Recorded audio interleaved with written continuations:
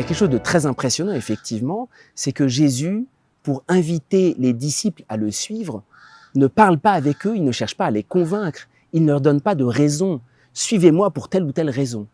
Il les appelle seulement, il leur dit « Suivez-moi ». Il faut bien comprendre qu'il y a là la manière propre de faire de Dieu lui-même à notre égard. Lorsque un homme cherche à convaincre un autre homme de le suivre, il lui donne des raisons. Mais pourquoi est-ce qu'il faut le suivre? Qu'est-ce qu'il va, entre guillemets, gagner dedans? Quelles sont les raisons profondes? Lorsque Dieu nous appelle, d'une certaine manière, il nous dit juste « venez à ma suite » et puis il donne cette parole énigmatique « je vous ferai pécheurs d'hommes ». Il y a quelque chose de très important, ça s'appelle la vocation. La vocation, Dieu peut faire ça avec nous parce que justement, il est à la source même la plus profonde de ce que nous sommes. Dieu lui-même nous a déjà appelés à l'existence.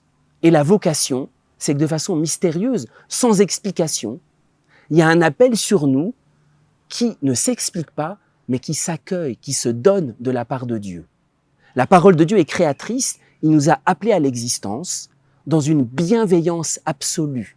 C'est pour ça que la vocation, c'est pas Dieu qui veut nous enfermer dans telle ou telle fonction, en disant tu feras ça, tu seras prêtre, tu seras religieux, ou bien tu vas te marier, tu vas aller dans telle case. C'est pas d'abord ça la vocation.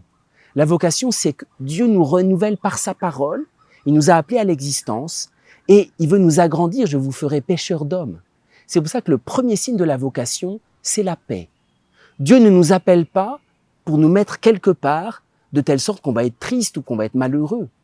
Le signe de la vocation, c'est que son appel lui-même, qui est incompréhensible, vient rechercher ce qu'il y a de plus profond en nous-mêmes et nous met dans la paix. C'est pour ça qu'il n'y a pas, j'allais dire, à être angoissé. Ah, et si Dieu m'appelait, et puis si je ne veux pas faire telle ou telle chose. Le signe de la vocation, c'est la paix. Et dans cet évangile, il nous est montré cela. Les disciples le suivent aussitôt. C'est pas une question d'argumentation, c'est pas une question de discussion.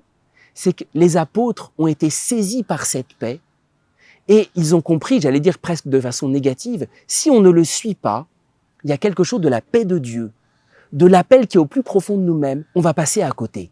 C'est pour ça que personne ne peut discerner une vocation pour un autre. On peut aider certaines personnes à mieux écouter la parole.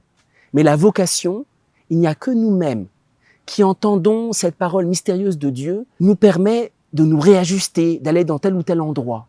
La vocation est ce qu'il y a de plus profond. Alors oui, c'est pas une argumentation, c'est un appel proprement divin, comme notre création qui ne s'explique pas par autre chose qu'elle-même, ou d'une certaine manière, personne ne peut discerner notre vocation de l'extérieur. Il n'y a que nous qui pouvons la saisir de l'intérieur. La vocation, c'est une alliance personnelle avec Dieu, et c'est ça qui nous est montré dans cet évangile.